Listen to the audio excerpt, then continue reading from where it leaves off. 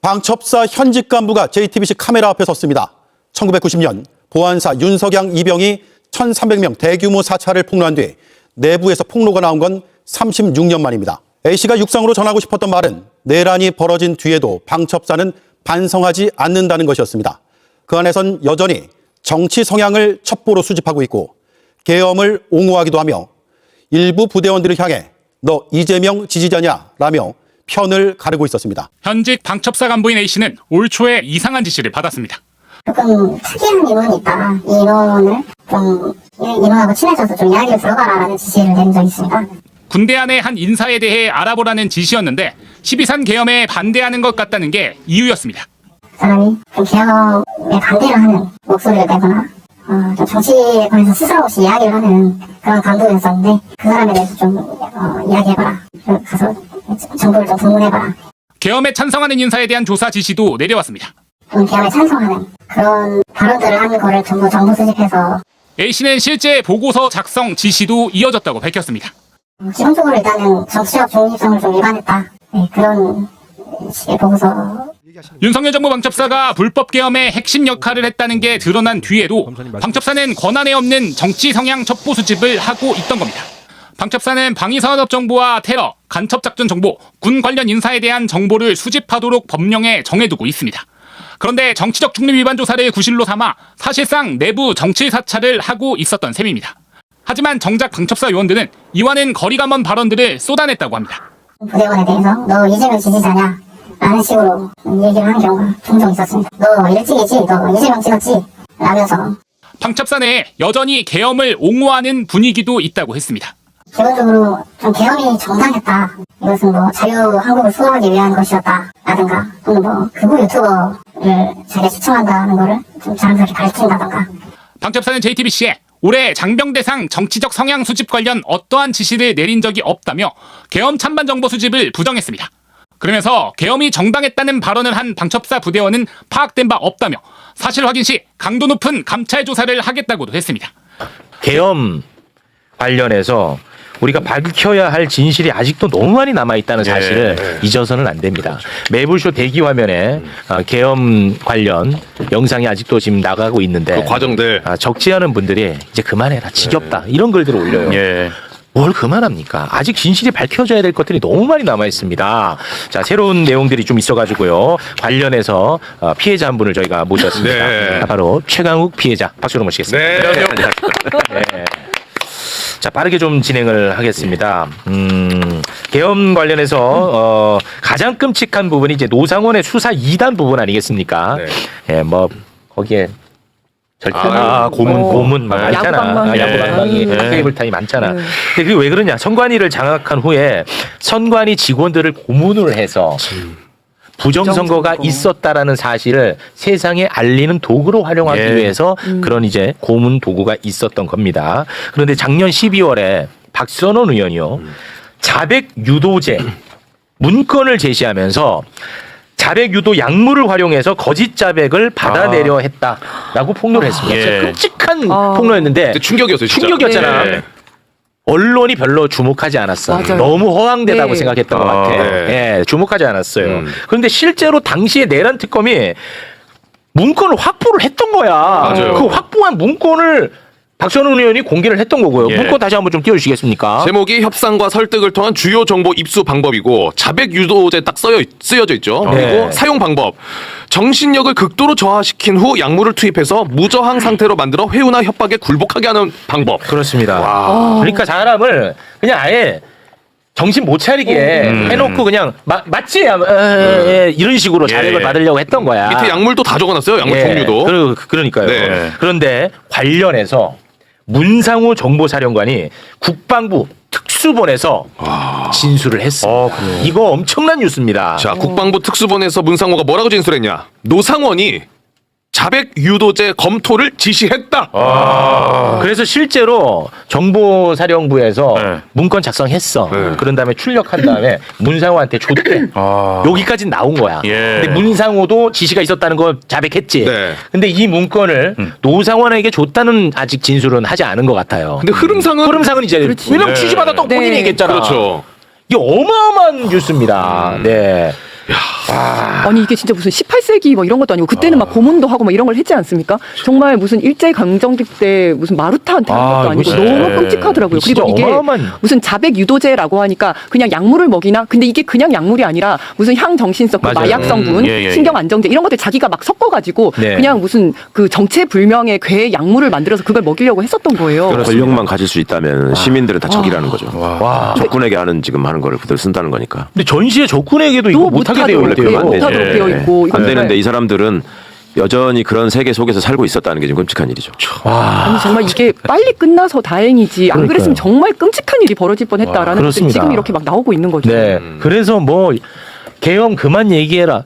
이거는 진짜 안 돼. 진짜 이거 안 돼. 아직 밝혀야 될 게 너무 많습니다. 맞습니다. 정말 끔찍한 일입니다. 네. 자, 그리고 이번에는 그 방첩사로 가볼 텐데요.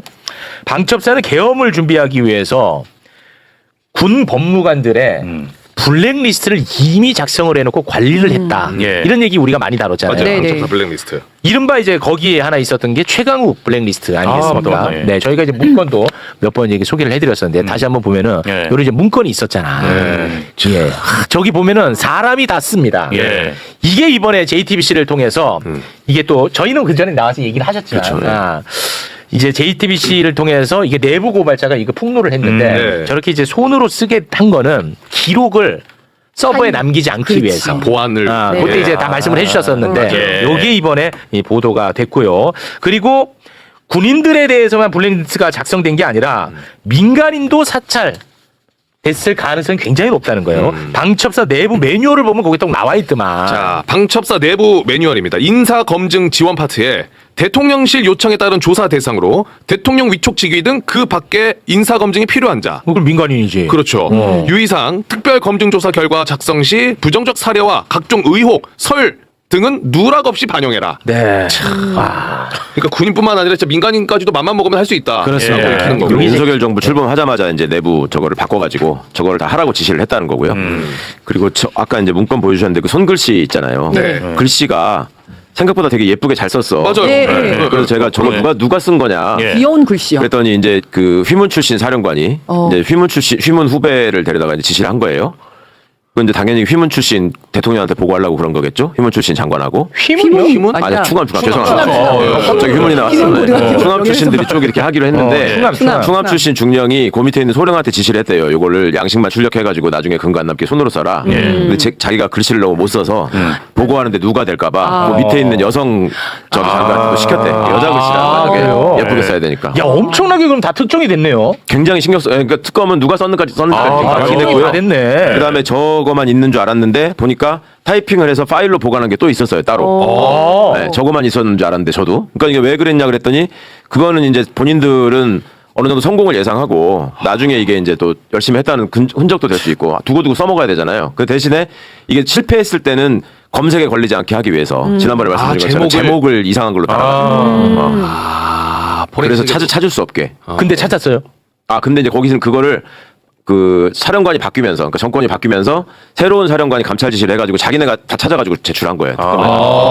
우리가 보니까 이런 것도 있습니다. 잘 됐네. 그러면은 그 지금 공개되지 않은 많은 문건들이 존재하겠네요. 그렇죠. 엄청나게 많아. 엄청 많아요. 예. 와, 심각하겠네요. 그거 나오면. 그러니까 특검이 이거 몇 년을 해야 될 것 같다 이렇게 말씀했다고 했잖아요. 이게 그리고 이거를 그냥 어느 날 한 게 아니고 다 준비해서 연습했다는 말씀을 드렸는데 네. 그거를 그 계엄이 12월에 했잖아요. 그렇습니다. 윤석열이가. 근데 그 전에 UFL이라고 울지 포커스 렌즈 연습이라고들 하잖아요. 네. 그게 계엄 대비 훈련이거든. 그때 한번 다 연습을 했더라. 와. 특히 방첩사, 국정원 뭐 이런 데는 다 한번 연습을 한 적이 있다. 와, 이거 심각해. 그러니까 한참 전부터 아주 촘촘히 준비를 했던 거야. 맞아요. 됐지? 자, 시간이 없어서 바로 넘어갑니다. 방첩사의 이 문제를 얘기했는데 그러면 지금 이제 정권이 바뀌었잖아. 내란 이후의 방첩사는 어떨까? 이게 문제야. 전혀 바뀌지 않았어. 설마. 지금도 정치 성향을 수집하고요. 내란을 옹호하고 있어. 지금도. 이재명 대통령이 군 통수권자야. 그런데 이재명 대통령을 조롱하고 아직도 그런 자가 있는 거예요. 현직 방첩사 간부가 JTBC 카메라 앞에 서서 관련 내용을 폭로를 했습니다. 함께 보고 오겠습니다. 조금 특이한 이론이 있다. 이 이론을 좀 이분하고 친해져서 좀 이야기를 들어가라라는 지시를 내린 적이 있습니다. 좀 개혁에 반대를 하는 목소리를 내거나 좀 정치에 관해서 스스럼 없이 이야기를 하는 그런 간부였었는데 그 사람에 대해서 좀 이야기해봐라. 가서 정부를 좀 불문해봐라. 좀 개혁에 찬성하는 그런 발언들을 하는 거를 전부 정보 수집해서 기본적으로 일단은 정치적 중립성을 좀 위반했다. 네, 그런 식의 보고서 부대원에 대해서 너 이재명 지지자냐? 라는 식으로 얘기를 한 적이 있었습니다. 너 일찍이지? 너 이재명 찍었지? 라면서 기본적으로 좀 개헌이 정당했다. 이것은 뭐 자유 한국을 수호하기 위한 것이었다. 라든가 또는 뭐 극우 유튜버를 제가 시청한다는 거를 좀 자랑스럽게 가르친다든가. 요게 올 초입니다. 이게 내란 유전자가 아직도 있는 거예요. 이거 어떡합니까? 이 발본색원 해야 돼. 이렇게 용기를 내서 이제 증언해 준 간부도 나오고 했지만 제가 듣기로는 방첩사뿐만 아니라 일선 부대에서도 끼리끼리 모여가지고 수근수근 되는 경우가 지금 여전히 있다는 거고 그런 점들을 되게 신경을 쓰고 있는데도 근절이 되기는 쉽지 않을 것 같다는 얘기들을 합니다. 그러니까 이 사람들은 무슨 생각을 하는 거냐면 이게 항상 그 극우 그러니까 윤어게인을 외치는 사람들의 특징이 이 나라는 우리가 세워서 지킨 나라다라는 생각이 있거든요. 그러니까 그거를 우리가 계속 유지하기 위해서는 헤게모니를 놓으면 안 된다라는 생각들이 있고, 네. 그 다음에 이번에 이제 계엄에 가담한 자들을 주로 보면 방첩사 같은 경우에 과거에 문재인 정부 때 기무사를 해체하고 안보지원사를 만들 때 못된 짓 했던 사람들을 다 보냈거든요. 일선 부대로. 내보낸 사람들을 윤석열 정부가 되고 나서 상당 부분이 복귀합니다. 다시. 들어와가지고 일종의 복수전을 하는 거예요. 근데 이번에 이게 터지니까 또 쫓겨났을 거 아니에요. 다. 네. 그러니까 거기 나가서 뭐 하겠어요. 모여서 이런 짓 하고 있는 거예요. 또 수근수근거리고. 수근수근거리고. 그리고 이제 위험한 것은 우리가 이번에 이 쿠데타 세력의 중심들이 다 육사를 중심으로 이렇게 쭉 이어진 거 봤잖아요. 그러니까 육사 출신들이 본인의 생각이 어떻든 간에 육사 출신이라는 이유만으로 내가 불이익을 받을 것이다라는 걱정을 해. 그러면 그러느니 나는 그냥 윤어게인에 붙는 게 앞으로 더 낫겠다 이런 생각을 하는 그런 단순한 판단을 하는 장교들이 여전히 꽤 많이 있다는 거예요. 그리고 그 분위기도 퍼뜨리겠네요. 그렇죠. 야, 우리 네, 육사 네. 출신 지금 다 원래 군대는 우리가 주인이야라고 생각하고 있었기 때문에 뿌리가 깊거든.